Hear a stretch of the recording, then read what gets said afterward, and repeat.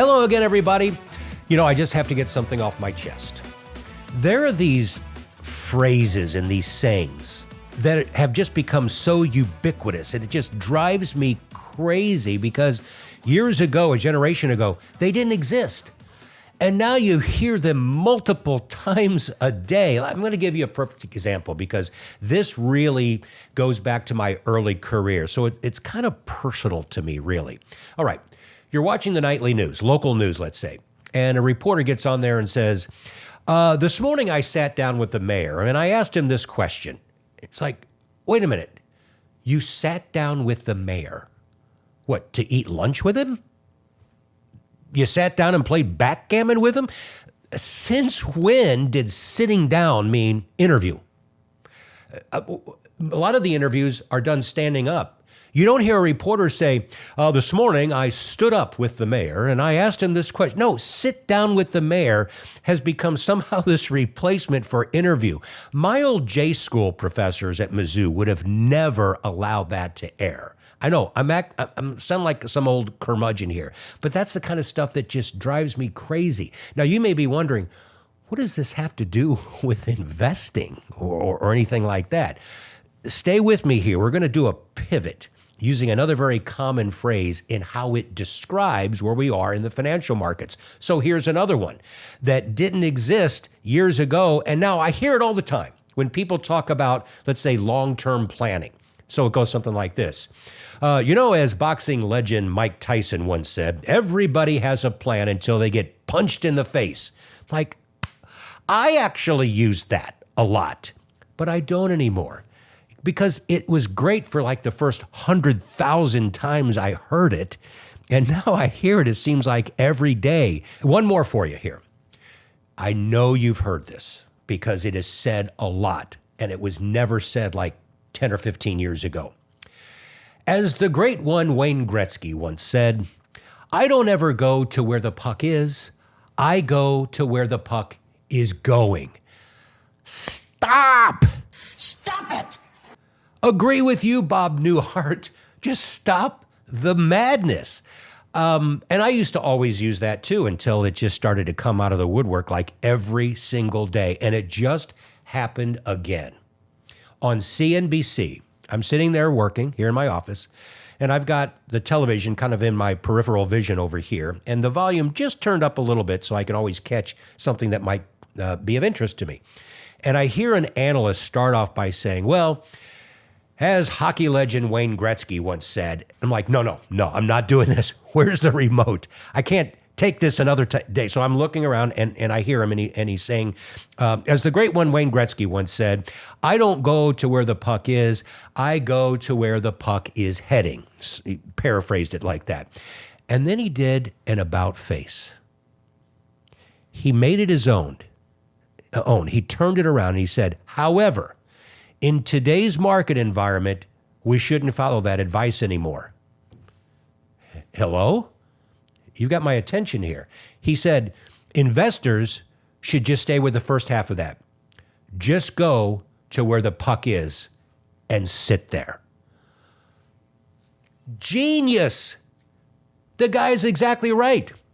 In this environment, it doesn't pay to try to figure out where the puck is going. Look, even in the best of times, even in the most clarifying of times, it's difficult to figure out where the economy and the financial markets are going. But in this environment, to try to figure it out, next to impossible. We just went through one of the most volatile months in the history of the stock market because of things that change day to day. Let's take a look here. These are the most volatile days of the month that just ended in April. In chronological order here, look at those Dow points. And more importantly, we always want to look at percentages. I included every day of the month that the market moved at least 1% in either direction. You see how many times it happened. You should know that we can go weeks, if not months, before the market moves up or down 1%. In fact, as recently as 2017, we had 10 days where the market moved 1% in either direction. We surpassed that in the month of April.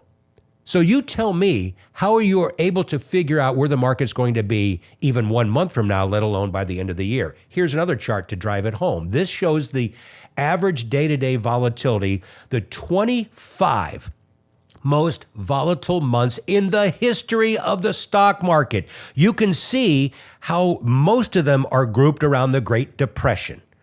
From kind of right at the beginning of 1929, the crash, up through the 1933, which was kind of the depth of the bear market and Great Depression. Then you get the one in 1937. But you've got the Black Monday crash of 87. You have the Great Recession of 08. There's the pandemic. And there's April of 25. Yes, my friends, you have just experienced and hopefully survived the 25th most volatile month in the history of the market.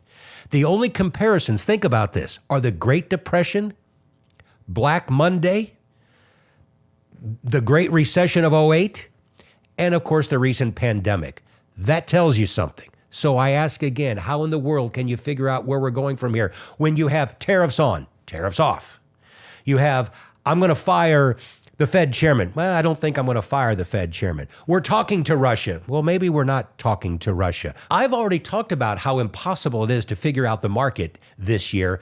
I've done a couple of podcasts on the so-called Trump stock market, not getting into the politics of it, just getting once again into the ramifications of the market and how you should not try to time the stock market. So please go back and take a look at those. I think you can still learn something from them. We stay in our own lane here on this podcast, and we talk about the ramifications of politics and how they affect the financial markets. And the whole point here, my friends, is that you cannot try to figure out this market at this point. You have to stay where the puck is. That means you have to make sure your goals are still intact long term, you are properly diversified, and you just sit there. So, stay where the puck is instead of to where it's going. And if you start to hear that phrase a lot, remember where you heard it here first, right? Or maybe second, if you had watched CNBC before. Okay. That's it from here, folks. Again, thank you so much for tuning into the Simon Says podcast. Make sure you hit subscribe. Also, have fun with this. Write a comment. Ask a question. I love to engage with you. Be more than happy to do that. We'll talk to you again next week.